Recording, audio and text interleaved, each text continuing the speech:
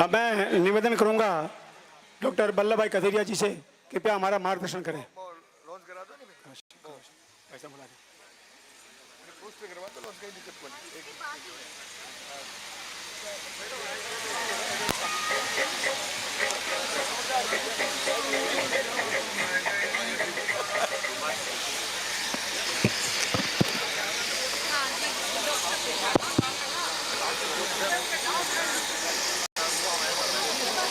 गौ माता की, गौ माता की, भारत माता की। कहते हैं ना कि हमारे गुजराती में कहावत है, भूखिया भोजन न भजन न थाय। 2 बज गए हैं, लेकिन मुझे लगता है कि कहाँ गए हमारे सूरजमल जी। अभी मैं लास्ट हूँ ना, कि और भी बोलने वाले हैं अभी, तो मुझे बस इतना सहन करना पड़ेगा। इधर उधर जो भाई सब लोग गए हैं, सब आ जाए इधर, क्योंकि जो बात मुझे रखनी है पूरे राजस्थान प्रदेश में जानी चाहिए। और जो काम हम सब लोग कर रहे हैं उनके लिए काफी चर्चा के लिए आवश्यक बात है। मुझे बड़ी प्रसन्नता है कि आज राजस्थान के इस बीकानेर शहर में, यहाँ बीकानेर गौशाला संघ बीकानेर, राष्ट्रीय गाय आंदोलन राजस्थान और गौ ग्राम सेवा संघ राजस्थान, 3 संस्थानों के तत्वावधान में यहाँ भारतीय गौवंश राष्ट्रीय धरोहर महोत्सव के नाम से हम सब एकत्रित हुए हैं। इस महोत्सव में उपस्थित सभी हमारे पूजनीय संतगण, मैं नाम नहीं लूंगा इसलिए कि समय ज्यादा चला गया है। उपस्थित सभी यहाँ बैठे और सामने बैठे। फिर एक कहावत है, हरि तारा नाम है 6000, क्या नाम है लखवी कंकोत्री। यानी कि यहाँ सब लोग हरि स्वरूप है, सब लोग गौ सेवक है, सब लोग गौ भक्त है। इन सबको गाय के बारे में कहने की कोई आवश्यकता नहीं है। ऐसे सभी गौ भक्त, गौ सेवक या गौ वैज्ञानिक, गौ पालक, गौ संवर्धक, सभी प्रकार ऐसे गौ रक्षक, सबको मेरा प्रणाम, मेरा वंदन। आज मैं गुजरात से हूं। वैसे गुजरात और राजस्थान का एक अजोड़ नाता भी रहा है, दोनों बॉर्डर स्टेट हैं। वहाँ से गिर से लेकर कांकरेज, कांकरेज से लेकर थरपारकर, और यहाँ राठी, और आगे जाए तो हरियाणवी, और उससे आगे जाए तो साहिवाल। ऐसे पूरी सीरीज ऑफ गौ माता की एक, जितनी भी हमारे यहाँ लगभग, आजकल तो वैसे अभी मुझे कहा गया कि 100 से ज़्यादा अपनी ब्रीड थी, लेकिन कम से कम 40-45 जो अपनी प्रजातियाँ बची है गौ माता की। तो इसके नाते गुजरात और राजस्थान का अच्छा नाता रहा है, काफ़ी भौगोलिक समता भी है। गौ सेवा के बारे में भी मैं कहूँगा कि राजस्थान एक उत्कृष्ट उदाहरण है गौ सेवा का। अनेक ऐसी गौशालाएं हैं जो एक आदर्श गौशाला के रूप में सही मायने में राजस्थान में स्थित हैं, और उसके आधार पर जो ये गौशालाएं बनी हैं, उसमें जो दानशील, दान देने वाले लोग, ये भी यहाँ के राजस्थान के अव्वल नंबर हैं। चाहे वो अभी गौशाला के लिए ये कलकत्ता से बैठे यहाँ भेजे, मुंबई में से बैठे बैठे यहाँ भेजते हैं, या तो कहीं विदेश में बैठे भी अपने राजस्थान की गौशाला के लिए चंदा भेज रहे हैं। ऐसे बहुत से दानशील लोगों को मैं मिला हूँ। ये भूमि है, ये राजस्थान की भूमि है, शौर्य की भूमि है, ये बलिदान की भूमि है। ऐसी भूमि में आते हुए मुझे बहुत गर्व है, बहुत आनंदित हुआ हूँ मैं। गौ सेवा में भी राजस्थान का एक उत्कृष्ट काम है, इसलिए भी मैं आप सबको यहाँ गौशाला के जितने भी अलग अलग क्षेत्र से लोग आए हैं, संचालक है, ट्रस्टीज है, गौ सेवा में विविध प्रकार से काम कर रहे लोग हैं, मैं अभिनंदन करूंगा अपने सूरजमाल सिंह जी को। बहुत महीने से मुझे कह रहे थे कि बीकानेर आना है, बीकानेर आना है, और आज ये शुभ समन्वय हो गया।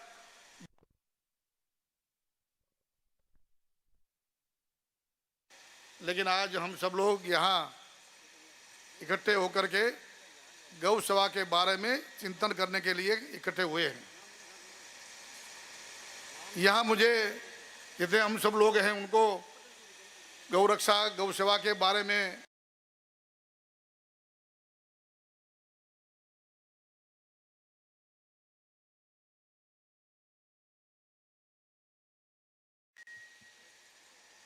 यहाँ संतगण बैठा है। अपने देश में सही मायने में संतों ने जो गौ सेवा का बीड़ा उठाया है, वैसे तो अपना देश एक गौ संस्कृति का देश है। ऋषि कृषि और गौ संस्कृति का इस देश सालों से गौ माता की महिमा, अध्यात्म और धर्म में भी उनका महिमा, उतना महात्म्य, ये सब हम लोग जानते हैं। लेकिन फिर भी आज ये गौ माता की अवदशा क्यों? गौ माता के लिए सम्मेलन क्यों करना पड़ता है? गौ माता के लिए गावो विश्वस्य मातरः कहा गया है। गाव सर्व सुख प्रदा ऐसा बोलते हैं। फिर भी इस गौ माता के लिए गौशाला करनी पड़े, पांजरापोल करनी पड़े, गौ सदन करने पड़े। मुझे लगता है कि हमें इसके लिए गौ सेवा शब्द, इसमें जो भ्रांति आई और उनके कारण लोग जो विलुप्त होते गए गाय से, उसका संशोधन करते हुए कैसे इस प्रॉब्लम को सॉल्यूशन पे लाए। थिंक डिफरेंटली ये कहा गया है और एक्ट डिफरेंटली। आज ये समय आया है कि हम सबको कहीं अलग तरीके से काम करने की आवश्यकता है। गौ सेवा यानी केवल मैं थोड़ा सा गौ ग्रास दे दूं, पहली रोटी दे दूं, गाय माता की पूजा कर लूं, इतने से सीमित होने के कारण ही मुझे लगता है कि कहीं ना कहीं आज ये हम स्थिति आई है। उसमें से मुझे लगता है कि कैसे अब आने वाले समय में, देखिए कभी कभी मैं हंसते हंसते ये कहता हूं कि 2014 में हम बार बार बोल रहे थे ना कि अच्छे दिन आने वाले हैं, और अब कहते कि अच्छे दिन आए हैं। मैं जरूर कहूंगा आप सबको, और हम सबको कहना पड़ेगा कि अब सही मायने में अच्छा समय आया है। गौ सेवा को पर्याप्त रूप से समझ करके जितने भी गौ सेवा के आयाम हैं, उस सब आयाम पर काम करने की आवश्यकता है, और ये सही समय आया है। सरकार साथ है, समाज साथ है, साधु संत गण समाज हमारे साथ है। सबको मिल करके अपना माइंड सेट ये जरा अलग प्रकार से तैयार करना पड़ेगा। अलग प्रकार के सोच के साथ इस देश में गौ सेवा के प्रारूप को बदल के सही मायने में जो समस्या है उनका निराकरण करने का ये समय सही आया है, और इसके लिए हम सबको साथ मिलकर के काम करने की आवश्यकता है। अपने यशस्वी हमारे विधायक जी ने कहा, माननीय नरेंद्र भाई मोदी जी भारतीय संस्कृति के प्रखर सेवक तो है ही। उन्होंने जैसे कहा कि ऋषि कृषि और गौ संस्कृति को बढ़ावा देने के लिए, अपने भारत को फिर से एक गौरवशाली और वैभवशाली भारत बनाने के लिए अलग अलग प्रकार से कैसे एक सांस्कृतिक बोझ पर एक कृषि, एक ऋषि, एजुकेशन, और इसके आधार पर गौ संस्कृति का पुनर्स्थापन, इनके लिए कैसे काम करना है, उनका क्या केवल बातें नहीं, लेकिन बात को कैसे अपने आचार में रख करके काम करना, उनके लिए राष्ट्रीय कामधेनु आयोग की रचना की। कामधेनु सही मायने में सर्व इच्छा पूर्ण करने वाली, अपने देश की समृद्धि, देश की संस्कृति, देश का वैभव, देश का गौरव कैसे बढ़े, उसमें गाय का महत्व, गाय का प्रदान। गाय सही मायने में सर्व सुख प्रदा कहा गया है, तो उनको कैसे कार्यान्वित किया जाए। पहला काम गौरक्षा का। गौरक्षा के लिए जहां जहां कानून है, जो राज्यों में बंधारण हमारा जो संविधान है, कॉन्स्टिट्यूशन है, उसकी धारा 48, 51A में कहा गया है, और उसके आधार पर कैसे एक भी गाय की हत्या न हो, गौ माता की हत्या न हो, एक काम। और उसमें साधु संतों ने कितने सालों से, आजादी के समय से अभी तक जो काम किया है पूरे समाज में, उसको ध्यान रखते हुए एक कानून को सख्ताई से काम करवाना। हमारे मैं वैसे पहले गुजरात राज्य में और बाद में अभी देश भर में घूमता हूँ। जो गौरक्षक काम कर रहे हैं, वो गौरक्षकों को भी कैसे अच्छी तरह से तालीम दी जाए, उनको भी अच्छी तरह से वहाँ के राज्य के कानून की सही मायने में समझ आए। पुलिस और सरकार के साथ मिलकर के कैसे अपने केस दाखिल करें। अच्छे एडवोकेट्स जो काम कर रहे हैं गौ सेवा में या तो प्राणी कल्याण में, उनके साथ जुड़ करके केस को मजबूत बनाएं। इतना नहीं, केस जब तक पूरा हो तब तक उनका फॉलोअप करें। इसके लिए उनका प्रशिक्षण। गाय या तो गौ माता, ये गौवंश जहाँ पकड़ा जाता है वहाँ से हमारी यात्रा पूरी नहीं होती। वहाँ से लेकर के उनको गौशाला में रखना, उनका अच्छी तरह से देखभाल हो, प्रबंधन हो, जब तक केस पूरा ना हो तब तक फॉलोअप करें। ये सब बातें। और हमें ये भी हमारे प्रधानमंत्री जी ने दुख के साथ एक बार कहा था, जो बॉब लिंचिंग आजकल बाकी के लोग, सेक्युलर लोग चला रहे हैं ना बात, क्योंकि वो एक छोटा सा मुद्दा मिल जाए और उनको हाईलाइट करके पूरे विश्व में हमें बदनाम करने का जो एक षड्यंत्र चल रहा है, उसके सामने भी हमें सावधान रह करके ये भी ध्यान रखना है कि कानून हाथ में न लेते हुए, लेकिन कानून का सख्ताई से पालन हो, कड़काई से काम हो, ये देखने की भी हमारी सबकी आवश्यकता है। उनका भी ध्यान रखना, ये पहला काम। बंगाल से तस्करी की बात हुई, इसलिए मैं अपने बाबूलाल जी को प्रणाम करते हुए वंदन करता हूँ। ये भी कह दूँ कि 2014 में मैं गुजरात में था, मैं राष्ट्रीय लेवल पर नहीं था, फिर भी पहला मैंने पत्र लिख करके ही ये भारत सरकार को ये गौरक्षा, ये बांग्लादेश वाली बात को वहाँ के भारत सरकार के अधिकारियों के साथ मीटिंग करवा के एक रचना की, कमेटी की, और उसके आधार पर बीएसएफ को एक काम सौंपा गया। और बाद में आपको जानते हैं कि कितना काम हो रहा है। अब हमारी जिम्मेवारी है, भाई बात भी सही है कि वहाँ काफ़ी मात्रा में गौवंश पकड़ा जाता है, उनकी व्यवस्था, उनका व्यवस्थापन करना। उसकी दिशा में अपने सुनील मान सिंह का जी, हमारे जो बोर्ड के एक मेंबर हैं, उनकी अध्यक्षता में कमेटी बनाई गई है। उनका एक दौरा भी हो गया है। अपने बाकी के ज्ञान फाउंडेशन, ध्यान फाउंडेशन और भी बहुत से लोग हमारे संपर्क में, उनसे बातचीत चल रही है। लेकिन ये बड़ा विषय, इसलिए मैं ज़्यादा बात नहीं करते हुए, हम कमिटेड हैं, हम चाहते हैं, लेकिन उसके बाद भी वहाँ गाय पकड़ी जाए, उनका कैसे अच्छी तरह से, क्योंकि एक तो हमें समझना पड़ेगा, यहाँ गोपालक हम सब बैठे, गौ सेवक बैठे, तब कि गाय तो घर घर में होनी चाहिए। गाय हमारे घर का अभिन्न अंग है। गाय कोई गौशाला में पालने का प्राणी नहीं है, एक अद्भुत जीवात्मा है, अतुल्य जीवात्मा है, अमूल्य है। ऐसे जीवात्मा को कैसे घर घर में परकोलेट किया जाए, एक एक घर घर में कैसे गाय बंधी जाए, गाय की सेवा की जाए। और गाय की सेवा तो मैं, यही तो मैं कहता हूँ कि भ्रांतियाँ कितनी हैं। गाय की सेवा हम नहीं करते। एक्चुअली गाय हमारी व्यक्ति से लेकर के पूरे समाज, व्यक्ति से लेकर समष्टि नहीं परमेष्टि तक की ये सेवा गौ माता करती है। तो उनका ध्यान रखना ये हमारी फर्ज है, हमारा कर्तव्य है।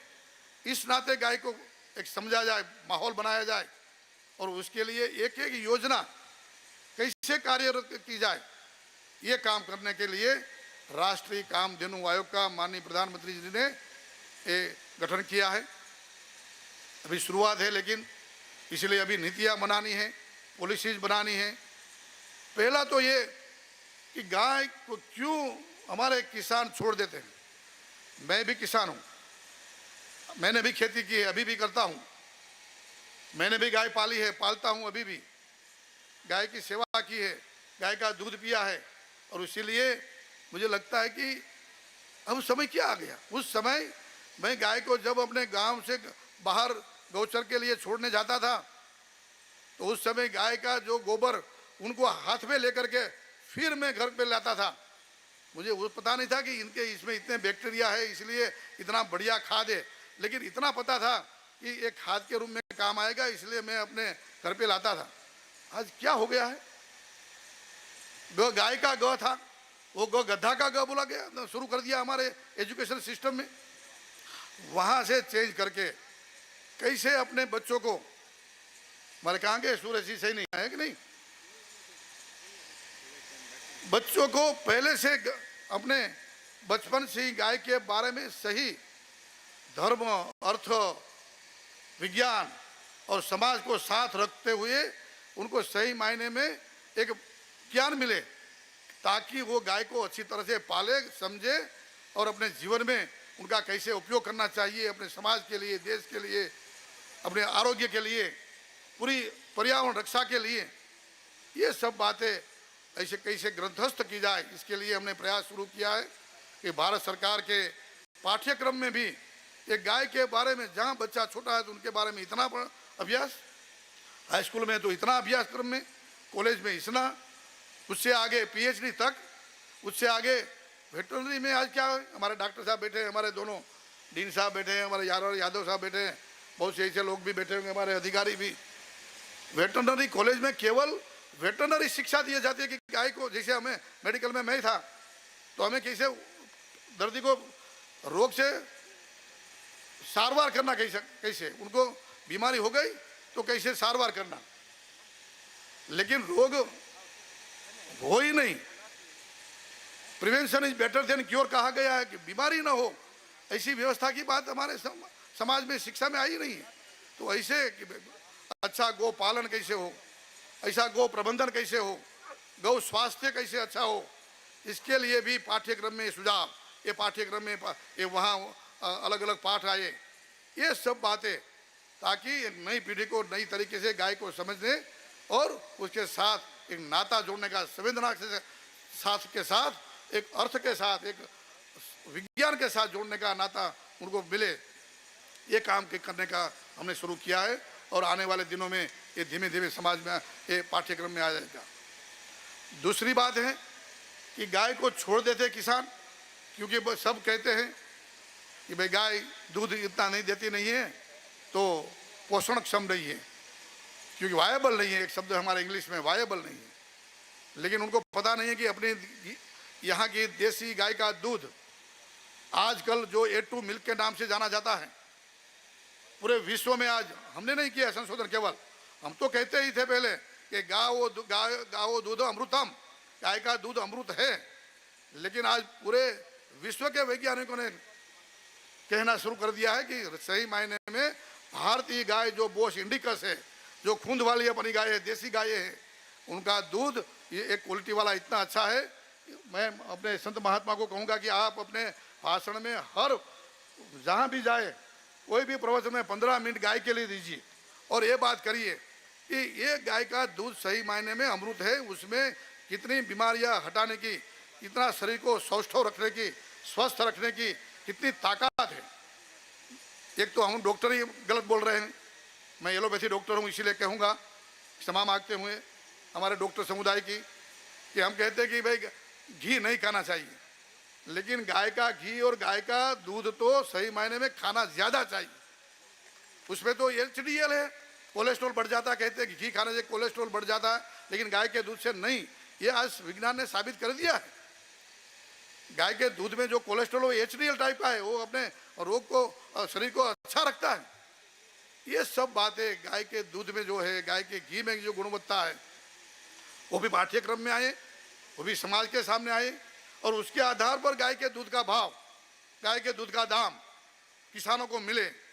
इसलिए यहाँ बैठे वाले गौशाला वाले, यहाँ बैठे हुए इंडस्ट्रियलिस्ट, उनको भी मैं कहूँगा कि माननीय प्रधानमंत्री श्री ने मेक इन इंडिया कंसेप्ट के अंडर भारत में बनाओ, भारत में उत्पादन करो, तो मेक इन इंडिया कंसेप्ट के अंदर स्टार्टअप योजना स्टार्ट की है। स्टार्टअप बिजनेस, एक बिजनेस मॉड्यूल बनाए। मैं 10, 20, 50 गाय रखूंगा, उस गाय का दूध A2 मिल्क के नाते शहरों में जहां लोगों को समझ में आ गया है कि ये गाय का दूध जरूरी है हमें, पूरे देश में, दिल्ली में मैं गया हूं, पूरे देश में जहां जहां जाता हूं, 70, 80, 90, 100, इससे ज्यादा 120 रुपये लीटर आज गाय का, देसी गाय का दूध बिकता है। तो ये सबसे अच्छा एक बढ़िया बिजनेस हो सकता है। एंटरप्रेन्योर बच्चों के लिए, यंगस्टर के लिए, उसके लिए कैसे योजनाएं बनाई जाए। भारत सरकार का उपक्रम है EDII, entrepreneurship development institute of India. उनके साथ हमारी 4 मीटिंग हो गई है। वो एक कोर्स तैयार कर रहे हैं, सिलेबस तैयार कर रहे हैं। जो भी लड़का ग्रेजुएट होने के बाद ये कोर्स करेगा तो उनको कैसे सब्सिडी मिले, कैसे कहाँ कहाँ सरकार की योजना से कैसा लाभ मिले। अनेक योजना है, कोई एक डिपार्टमेंट से जुड़ी नहीं हुई है। गाय दूध के लिए डेयरी से जुड़ी हुई है, गाय ब्रीड इंप्रूवमेंट के लिए साइंस एंड टेक्नोलॉजी से जुड़ी हुई है, गाय गोबर के लिए फर्टिलाइजर और केमिकल पेस्टिसाइड आयुष डिपार्टमेंट से जुड़ी हुई है, गाय गौमूत्र से फिर से आयुष और मेडिकल डिपार्टमेंट से जुड़ी हुई है, फर्टिलाइजर, केमिकल, गाय ये स्किल डेवलपमेंट से जुड़ी हुई है, एग्रीकल्चर, ऑर्गेनिक फार्मिंग का भी बोला गया, सुभाष पालेकर की बात। आज विश्व लोहा मानता है कि अपनी देसी गाय के गोबर में जितने बैक्टीरिया है उतने एक भी गाय या तो एक भी पशु में नहीं है। इसीलिए बोलते हैं ना कि भाई गौ आधारित कृषि पहले करते ही थे, हम भूल गए। फिर से हमारे किसानों को इस तरफ लाने के लिए ये देसी गाय के गोबर और गौमूत्र से बना जीवामृत, उसके बना पेस्टिसाइड, ये सबको कैसे बिजनेस के रूप में, एंटरप्रेन्योरशिप के रूप में हमारे यंगस्टर लाए, इसके लिए एक पूरा सिलेबस बन रहा है ताकि बहुत सी मात्रा में लोग आगे आए। किसान चाहता है तो अपने 2 गाय रखे। यूपी सरकार ने भी योजना कर दी है। मैं अपने वहाँ के मुख्यमंत्री योगी आदित्यनाथ को प्रणाम करता हूँ कि उन्होंने ये प्रश्न सोल्व करने के लिए पूरे यूपी में गांव-गांव में गौ सदन की शुरुआत। गौ सदन के लिए वहाँ के कलेक्टर, वहाँ के मामलतदार, वहाँ के सरपंच जो प्रधान, उनको जिम्मेवार करके गौशाला का प्रबंधन करना, जमीन का आवंटन करना। पहले फेज में गाय के लिए पर गौ 30 रुपया देने का प्रावधान। उससे भी आगे उन्होंने ये किया है महाराज श्री कि जो किसान गाय रखना चाहेगा तो ज़्यादा से ज़्यादा 4 गाय के लिए उनको, किसान को जो वो गाय ले जाएगा जहाँ गौ सदन में आवारा गाय रखी गई है, वहाँ ऐसी गाय जो किसान ले जाएगा और अपने घर पे रखेगा और उसमें से अच्छी गाय को फिर से फर्टाइल होकर के फिर से बछड़ा देने लगेगी, वो तो बेनिफिट होगा ही। लेकिन गाय के गोबर गौमूत्र से यदि वो खेती करेगा, इसके लिए पर गौ 30 रुपया देने का प्रावधान वो वहाँ की यूपी सरकार ने किया है। उनका लाभ और उनके आधार पर पूरे देश के लिए योजना बने ताकि गौशाला से गाय खाली हो जाए। गौशाला में तो इतनी गाय रहनी चाहिए जो सही मायने में एकदम बीमार, एकदम वृद्ध, अशक्त। बाकी के बछड़े बछड़िया, और मैंने प्रयोग किया है गुजरात में, हमने पूरे राजस्थान से आपका जुड़ा हुआ हमारा बनासकांठा डिस्ट्रिक्ट, वहाँ के अच्छे अच्छे बैल जो खेती के काम में आ सकते हैं, उस बैल बछड़े को, वहाँ हमारा आदिवासी इलाका है, वहाँ आज भी ट्रैक्टर जहाँ नहीं पहुँचा है, जहाँ अभी भी वहाँ टेक्नोलॉजी नहीं आई है, वहाँ किसान अपनी खेती बछड़ों से करता है, यानी कि बैल से करता है। ऐसे किसानों को हमने फ्री ऑफ, बिना शुल्क, ऐसे 1000 2000 नहीं, अब तक 78,000 78,000 ऐसे बछड़े और बैल अपने किसानों को फ्री ऑफ बांटना, तो ये देश में, पूरे देश में ये योजना हो जहाँ अच्छा बैल ले जाए खेती करे। और उनके साथ साथ हम ये जोड़ देंगे कि यदि वो यूरिया और डीएपी बंद करके यदि वो जीवामृत बनाएगा, यदि वो बायोपेस्टिसाइड बनाएगा और केमिकल का उपयोग नहीं करेगा, तो उनके आधार पर जैसे आज 1 एकड़ पर 2000 रुपये दिए जा रहे हैं किसान को, वैसे इसमें भी योजना बनाने की एक शुरुआत की है कि इसमें भी यदि किसान जैविक कृषि करता है और सरकार की सब्सिडी डीएपी और यूरिया की जो बचाता है, क्योंकि सरकार आजकल हर डीएपी, यूरिया, एनपीके पर सब्सिडी देती है, वो सब्सिडी सीधी अपने किसान को मिले जो जीवामृत बनाएगा। तो इनके आधार पर माननीय प्रधानमंत्री जी ने जो अभी 15 अगस्त के लाल किले के भाषण में भी कहा कि मैं ये धरती माता को जहर मुक्त बनाना चाहता हूँ। कैसे बनेगी? केवल गाय से, केवल के गाय के गोबर और गौमूत्र से बनाए गए बायो फर्टिलाइजर, बायो पेस्टिसाइड। और इसके लिए योजना, तो आजकल ये राष्ट्रीय कामधेनु आयोग ये सब काम में नीतियाँ बनाने, ये पॉलिसी बनाने में लगा है। यहाँ संत महात्मा बैठे हैं, अनेक गौशाला वाले बैठे हैं, लेकिन आज की गौशाला की बहुत सी, मैं राजस्थान की बात नहीं करूँगा, गुजरात की